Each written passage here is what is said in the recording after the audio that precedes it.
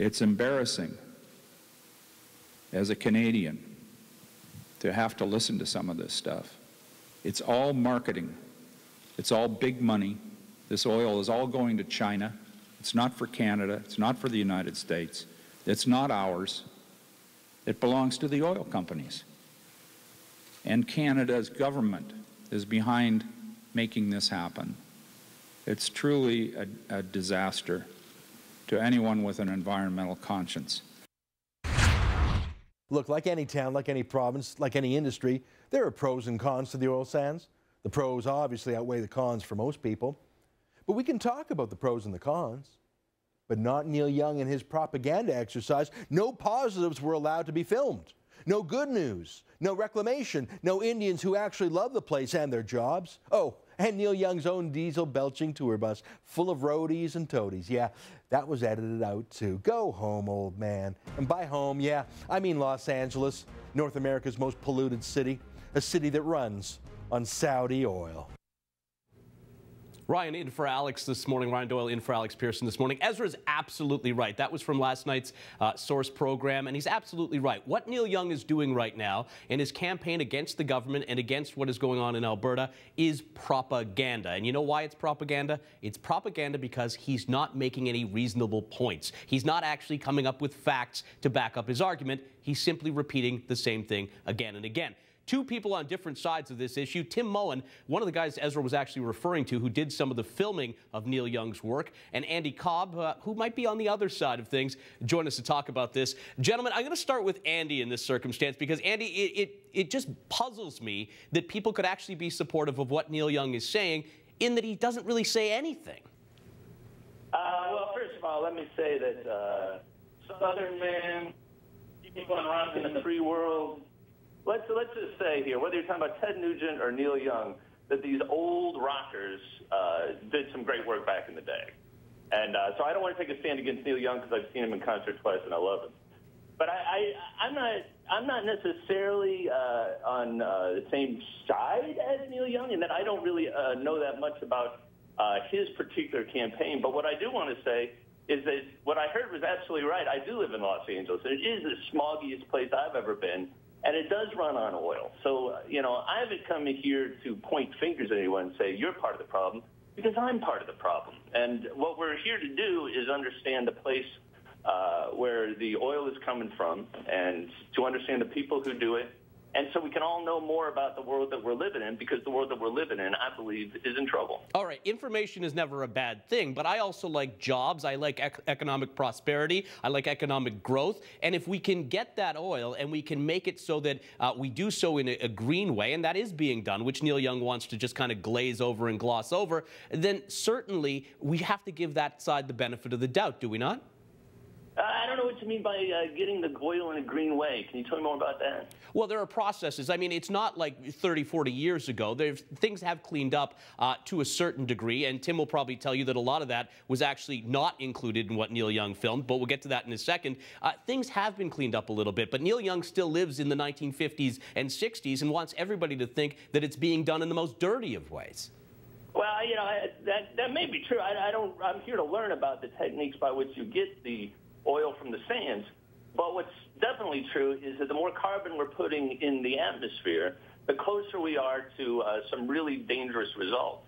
So the problem isn't necessarily the way that we're getting it out or the methods in terms of climate. The problem is the end result, which is that you're taking it out of the ground, we're burning it, it winds up in the air, and the world's getting hotter. So that's the root of the problem to me. And it's not a pointing fingers thing of you're doing this and you're doing this. We're doing this. We're doing this together. We want to keep a running total in our film of the carbon footprint of our film, which is extraordinary. We took a plane here. We took cars to get to that plane, and Tim, who's a lovely fellow, just drove us to his lovely home in a car. So how dare you, Tim? How dare you? It really is outrageous. You're a bad man. Tim, let me get you in here because it's interesting, some of the things. You mentioned them on one of your blogs about what was excluded from the film. Just take me through a little bit of that, will you? Well, I mean, you know, obviously he came here with an agenda to shoot the shots he wanted. You know, to Andy's credit, so far he seems fairly open, that he wants to learn, that he wants to see the good, the bad, the ugly, the pretty, the beautiful. He was commenting on the drive up here how beautiful the scenery was here and what a beautiful community we have. So Neil had a slightly different agenda than Andy. He seemed to want to just capture, the oil sands porn, right? The open pit mine, the ugly bits that were going on around town. He didn't want to see, for example, the green initiatives that we had in town. At the time Neil Young was here, we had an eco-carnival in town called Sustainable that runs off used cooking oil.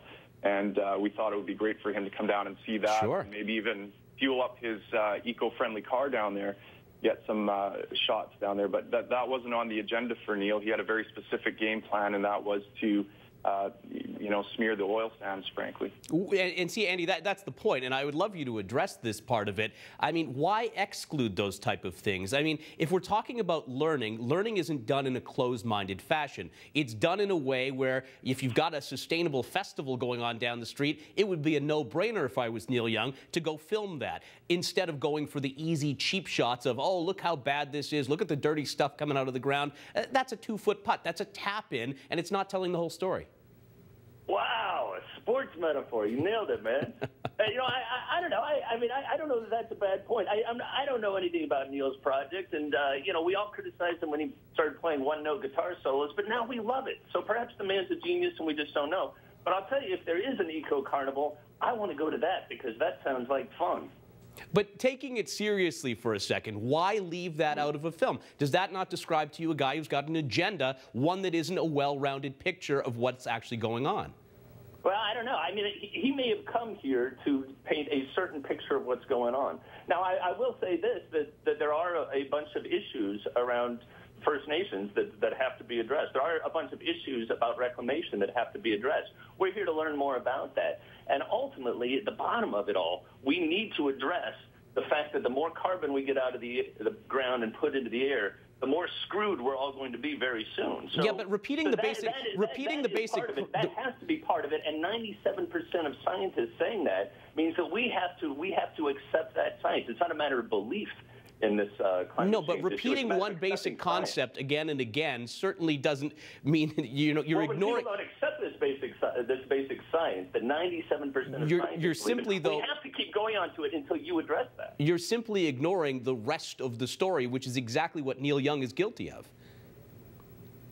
I don't know that Andy's necessarily doing that. In fact, I'm pretty convinced that by the time Andy leaves here, he's going to go back to his home state of California and convince them to get off OPEC oil, which has horrific human rights violations and not a very good environmental track record. And he's going to convince the lawmakers there that maybe they should redirect Keystone to L.A. so that we can power some of their vehicles and smog down there. Well, I don't know. Oh, go ahead. I was going to say it's interesting that you mentioned OPEC and you mentioned the home state of California where Andy's from. That's where Neil lives as well. That's where Neil Young sets up his shop and sets up his home. Why wouldn't he concentrate on his own backyard before coming to Canada? Which again, I'll credit him. It's his place of birth and where he was raised. But why wouldn't he start in his own backyard of California and make a film about that? Well, you can't find a place more filmed than California. We have covered the issue of California. Californication, a very sexy show. But there's a lot of work being done on California, the smog issues, the pollution problems, which are very real. It smells terrible there. But the issue is twofold. There's an issue here on one end of the pipe, if we are oil junkies, which I am, and I think everybody in my home state is.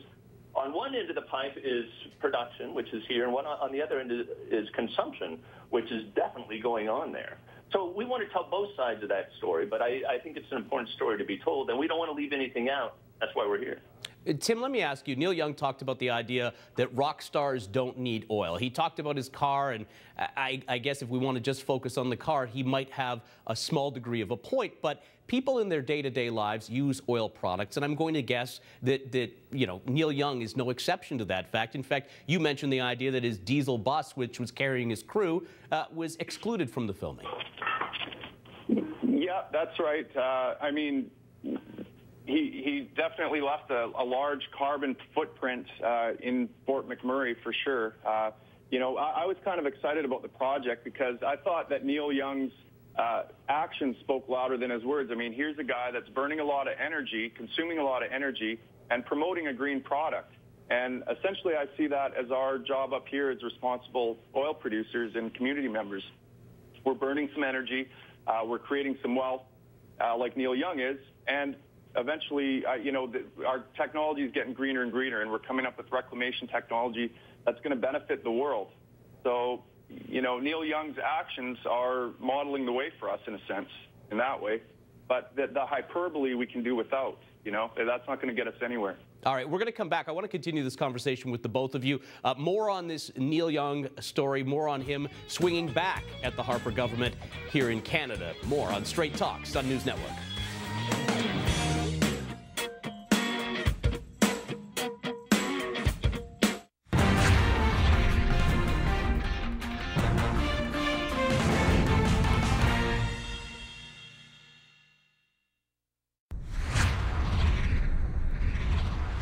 Ryan Doyle in for Alex Pearson this morning. We're talking, of course, about Neil Young. We're going to take a little look at what people are saying online about it in just a second. But we're speaking with Tim Moen and Andy Cobb.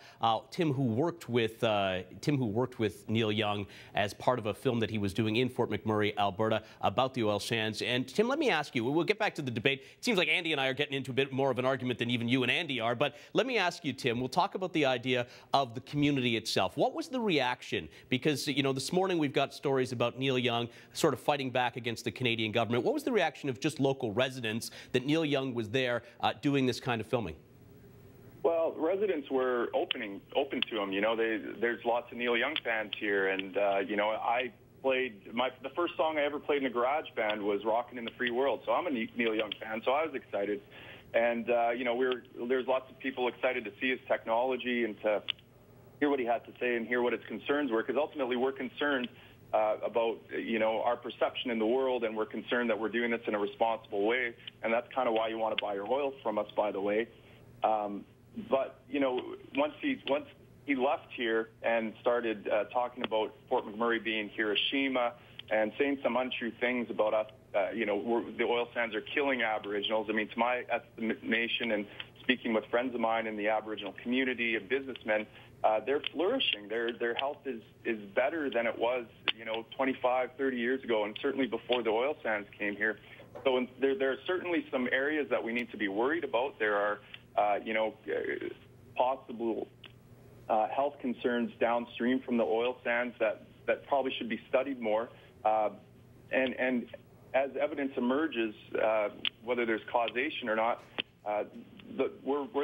we want to fix that. We want to clean things up. We want to identify sources where we might be causing harm, and we're very sensitive to this issue. And so when Neil Young comes and says, we're killing people and we're Hiroshima, well, that's not us. We're not those people. Well, now, Tim, if I may, I'm sorry, Ryan. I don't mean to interrupt. Go ahead. No, I was going to say, I saw you rolling your eyes, Andy, while Tim was making a couple of references. Especially I wasn't rolling my eyes. I was making a face, but I wasn't rolling my eyes. I have to work with this guy for a week, so I don't want you to become my enemy. We are in love, Ryan. How dare you step on our love?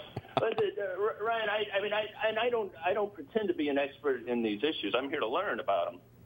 But it is my understanding that the cancers for this population are 30% higher than the baseline of the rest of the population. So it does seem like there is literal death happening right now. But do you see this is the thing? Do you know for a fact that this kind of cancer is caused by what's going on as far as drilling or extracting that material from the ground? I don't, but do you have a better explanation? No, but see, this is the point. You can't just come out, and I'm not faulting you, Andy. I'm faulting Neil Young for this. I'm asking the questions, Ryan. I'm asking the questions. I'm faulting Neil Young for this. The idea, he can come out with that statistic, but there's no causation, there's no link. He's not referring people to any particular studies. He's not saying that cause A links right to cause B. He's not doing any of that. He's irresponsibly throwing that statistic out like one thing leads to another, and you can't do that without actual facts. Well, I think there are studies that are done. I think there are facts that are out there. I'm not hearing a lot of those from you either, Ryan. Well, these guys are going to be talking to Dr. O'Connor later on, and his study was peer-reviewed, or his reports were peer-reviewed and found to be fairly wanting. I mean, there was certainly some cause for further study, but there's definitely no causation. link. There may be cause for concern. It may be from the oil sands. It may be just the fact that we're an isolated community, and maybe there's some substance abuse problems in the community or something like that. It could be. I mean, there could be a number of things. There's a lot of things that make Fort McMurray in this region unique, other than the oil sands. I mean, people come here from around the world and across this country. They uproot their lives. Sure. They take a risk, and they come here and dig oil out of the dirt. And they're working men and women. They're industrious. They're blue collar. So you might not get the same, white collar health that you might get in other cities. I mean, who knows? There could be 100 causes for this, and it needs to be studied. If this is true, what Andy's saying, that we have a 30% higher rate. Tim, I want to bring Gina. Why that is. I want to bring Gina Phillips in. She's our social media expert, and she has a question for you as we have this discussion. Go ahead, Gina. Hi, yeah. Hey, Tim. This question is for you, actually. Yesterday, I was reading your blog, noticing that as soon as you were tweeting and writing on social media about being part of this project with Daryl Hannah as well as Neil Young, you said you got a flood of response from people concerned that Fort McMurray was being painted kind of with the wrong brush. Now, my question for you is, I noticed that you wrote that he was driving a big bus, and he says he drives an electric car. Could you go into that a little bit? Well, yeah, he did drive his electric car here, but his support staff, his entourage, came up in a bus.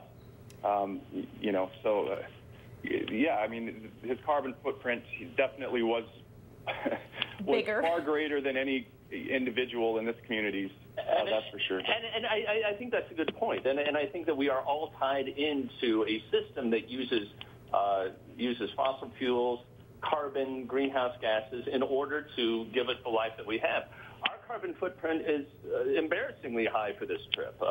Me and my cameraman Mike. My cameraman Mike left a huge methane footprint in our bathroom this morning that I think... Too much information, Andy. I'm just saying. Way too much information. I wish you both the best of luck. We appreciate it. Guys. Hopefully Neil Young stops spewing some of the stuff that's coming out of his mouth. It's causing a little bit of air pollution. We appreciate the time. 97% of scientists. Thank you. Go. Fort McMurray's awesome. Gina, oil sands. There you go. Lots of waving going on. They look sort of like the McKenzie brothers, don't they? They're so cute. Gina, how is this playing out on social media? It is our poll question today. Yeah, it absolutely is.